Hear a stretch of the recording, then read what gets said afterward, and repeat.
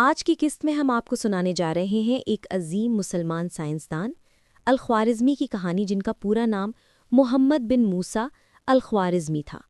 اس قسط میں آپ جانیں گے کہ الخوارزمی کون تھے، کہاں پیدا ہوئے اور انہوں نے اپنی زندگی میں کون کون سے کارنامے سر انجام دیے۔ صدیوں پہلے خراسان کے علاقے خوارزم میں ایک بچہ پیدا ہوا۔ سال تھا تقریباً 780 عیسوی۔ خاندان عام سا تھا، مگر یہ بچہ عام نہیں تھا۔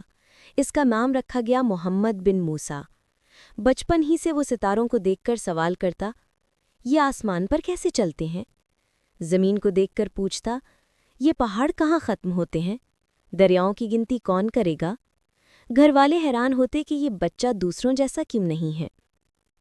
خوارزم میں ابتدائی تعلیم حاصل کرنے کے بعد محمد بن موسیٰ نے بڑا فیصلہ کیا۔ وہ جائیں گے بغداد۔ بغداد اس وقت عباسی خلافت کا دل تھا۔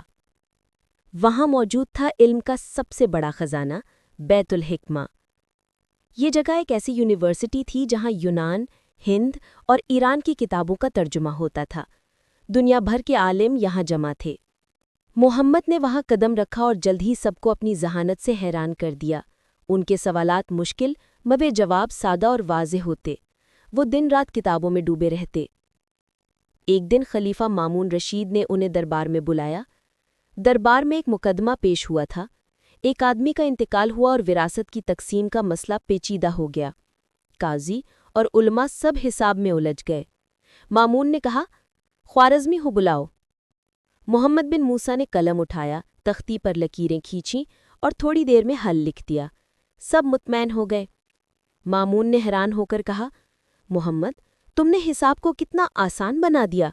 ایسی کتاب لکھو جو سب کے کام آئے۔ یوں انہوں نے لکھی اپنی مشہور کتاب الکتاب المختصر فی حساب الجبر والمقابلہ۔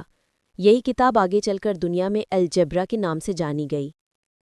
خوارزم نے ہند سے آئے اعداد کا مطالعہ کیا۔ انہوں نے دنیا کو بتایا کہ اصل اعداد 0 سے 9 تک ہے، مگر سب سے زیادہ حیران کن عدد تھا 0 یعنی 0۔ کچھ لوگ کہتے تھے یہ تو کچھ بھی نہیں۔ خوارزم نے کہا، یہی سب کچھ ہے۔ اگر 9 کے آگے 0 لگاؤ تو 90 بن جاتا ہے، ایک اور 0 لگاؤ تو 900۔ یہ چھوٹا سا دائرہ اعداد کو لامحدود بنا دیتا ہے۔ اسی سوچ سے آگے چل کر لفظ الگوریدم وجود میں آیا، جو انہی کے نام الگورتھمی سے نکلا۔ آج کمپیوٹر اور موبائل فون انہی اصولوں پر چلتے ہیں۔ خلیفہ مامون ایک دن بولے، میں چاہتا ہوں کہ میرے پاس دنیا کا مکمل نقشہ ہو۔ خوارزمی نے علماء کو جمع کیا۔ مہینوں کی محنت سے انہوں نے دنیا کا نقشہ بنایا، شہروں، دریاؤں اور پہاڑوں کی تفصیل دی۔